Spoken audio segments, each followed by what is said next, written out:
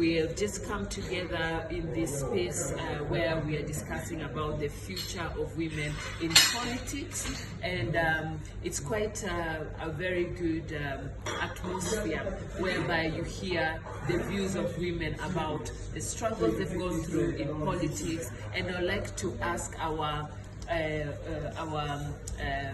presidential candidate Juliet how she found being in leadership, especially in Kenya, and especially as a woman in that space where is male heavy, quite dominated with male. How did she find it? And the question is, how did you find being a woman in a male heavy dominated environment?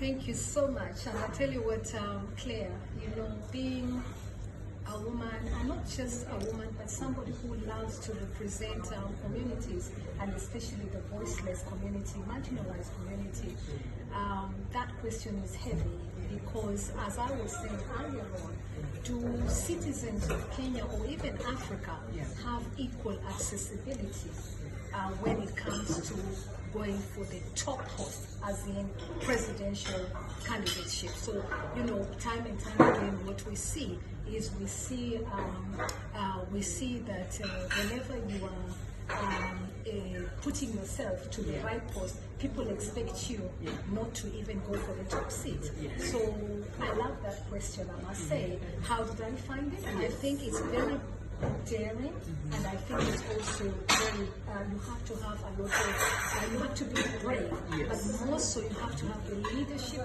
qualities and integrity that you can lead a country. You have to have a vision for the country, and in my case, I have a vision for the country. My political statement at the time, for those who want to know, my name again is Juliet Makapila, and I was standing as Republican Liberty Party. So I was nominated. So if you go in, I wanted Kenyans to vote for me at that particular time. Did I have equal accessibility? My answer to you is right. I want to tell you no, because the politics in Africa, we put it that way, you find a lot of flaws. Let me put it that way. But let me say as well, I'm glad to say that I championed for civics. Let me say I championed for the human rights of the citizens of Kenya. And you guys remember in Kenya when they were talking about photocopies, colored photocopies. Do you remember those stories?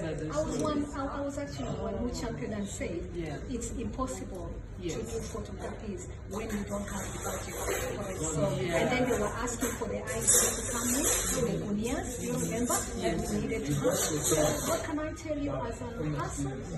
Are those practical things? And in the end, many of you don't know. The rules were changed, but did Kenyans really get to hear about it? No. The answer is no. So from what I'm gathering here is, it's quite difficult for the voice of the woman to be heard in those spaces. Is that correct? And what I'm saying is we need equal accessibility on top of equal opportunities. So I want to see equal accessibility, not just for the women, but also for persons with disability, but also for the youths. I was the only, we were the only political party that put a youth, and nobody talks about that in Kenya. We were the only political party that actually got a youth. So why are people not talking about that in Kenya? And we do need the youth. If we are really talking to develop Africa, we need to be talking about these conversations. Yes. So as you can see, there has been ideas from women like Juliet. There has been practical things that have been put in place. However, one key thing that was missing was the visibility. Because she's telling me all these brilliant things that she's done. However, I never knew about it. If there was visibility, people will know about it. I believe Mama Mboga will have been Mama championing. Mboga, and let me tell you as well, can I also say thank you so much to those people, all the women in Kenya. Can I thank the women in Kenya? We kept it a secret. We kept it a secret because, you know, safety as well. Can you imagine someone like myself, when it came to public safety for even the youth? I was afraid to even put my youth out. You see, so you won't really be seeing the real equal accessibility for all the presidential candidates, and that is where I'm coming here. That is what I'm telling you here today. Yes. So for me, that needs to change, and I'm hoping that the new IEBC, sorry, the IEBC, I'm hoping they will keep on making sure that for me, where things really need to change, let me also maybe give you a briefing on that. We need, from the minute you have been given nomination, you don't need another certificate. Why do you now need another certificate to be approved so that now the corruption now, who is whatever? We need to remove that. From the minute they decide it is you that you are standing, you need to be protected by the state so that someone like yourself or myself or any other person that is coming in is able to get that equal chance. You know, I'm fed up of recycled politicians who are not giving us anything in our African countries. I'm tired of that. I think they should be mentoring the people who are coming forward to build our nation. So if you ask me here today, what am I really saying? I'm saying to you, we need to be protecting our towns and cities.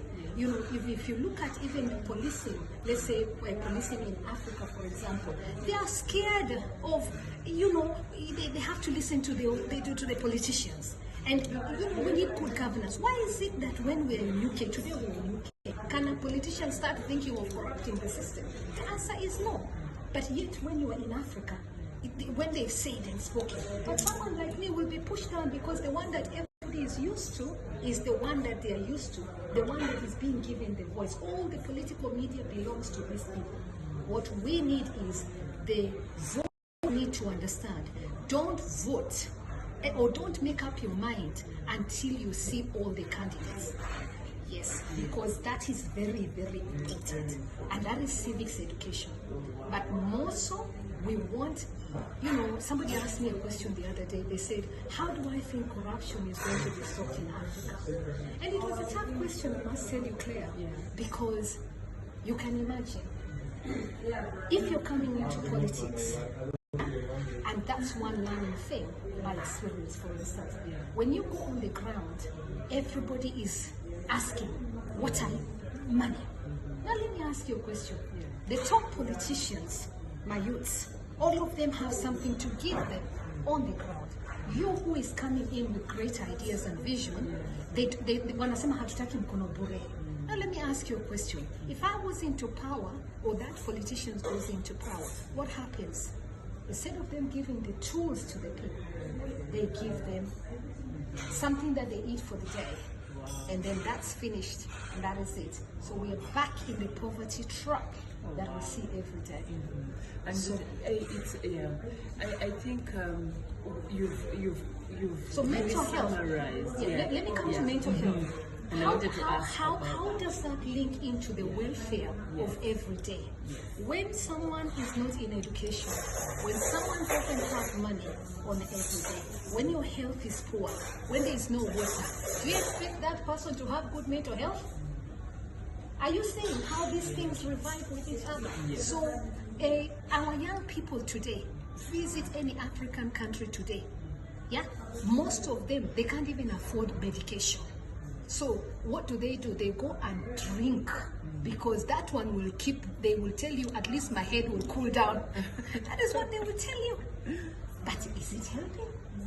Are you saying? Yeah. Yes, and while I'm on that topic touches me a lot, because I lost a brother that has got masters. Wow. So for me, when it comes to issues of mental health, I champion mental health, because I've lost a brother who had masters because of depression. And as a nation, all the political leaders in Africa today, all of them who have not done change, good change, as in good change, I don't care which African country they come from, Claire, they need to, voters need to say to them, no, we do not want recycled leaders. Enough. Over 60 years after the colonials went from Africa, we are still having no water in some places in Africa. And you still want us to continue saying that, oh, these people are doing well. Yeah. You've really summarized the position of a woman in politics and the challenges that you've gone through. Yes. Yeah. Us being in diaspora, we don't see such struggles. Yes. Yeah. And thank you for and it's an honor for you just to tell us some of the struggles, because we don't get to see that. Yes. We just see the politics in Kenya. You see the same old faces. And then you're like, oh, how can we change? And we are scared of even going back home to participate in it. So thank you for highlighting that, and you've summarized it quite well. We need people who are talented, skills. I mean, it actually it pains me, I must say, when I see such beautiful talent. I would love to see the diasporan going home when they reach 40, 45, 50. You're going home when you still have energy, that you still can go there and you can do something for your mamas and whatever. I feel that would be a better Africa. You see, but now, what is happening, the longer we are staying here, the longer we want to stay here, because we are not seeing any great changes. So that really, that really is painful sometimes to watch. Yeah, so you've heard from the presidential candidate herself. Yeah, she was a former presidential candidate. 2022, yes, with the African Liberty Party, yes. Yes, and she's quite passionate about so many things.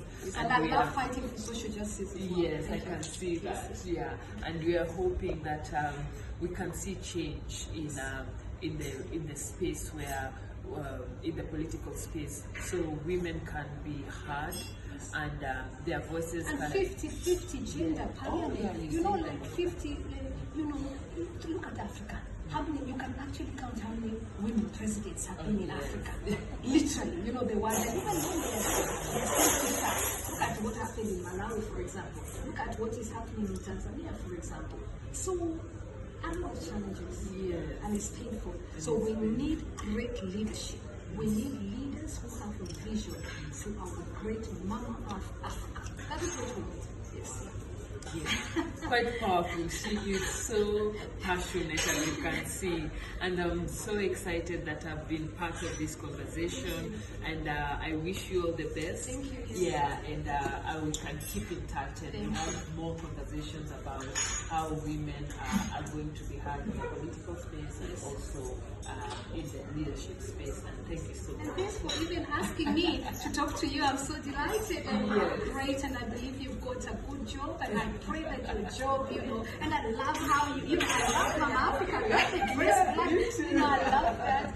And for those who want to get hold of me, I'm not fearful of giving my number, because I feel I try to cut this social structure that you know, you can't get hold of our politicians, whereas here in UK you can actually get hold of them. So for that reason, I'm going to give my number. Anybody who wants to get hold of me, Twitter is Juliet November Mikey, so JNM1000, so you can always inbox me. Sorry, JNM1000, and my telephone number +44 77 423 84052. That number again, +44 77 423 84052. And if you see I haven't responded, it is because you're not asking the right question. If you're asking the right question, I will definitely answer.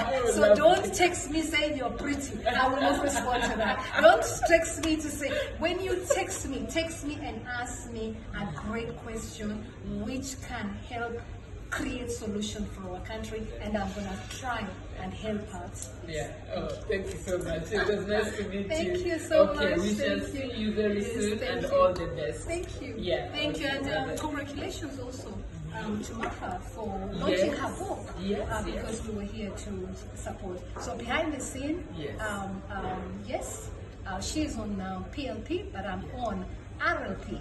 So yes, she speaks about opportunity. I speak about accessibility. Yeah. Thank you. Thank you so much. Bye-bye. Yeah. Oh, so nice. You're so passionate. Yes, thank you. Wow. I wish I was passionate like that. Thank you. Thank you. I love you.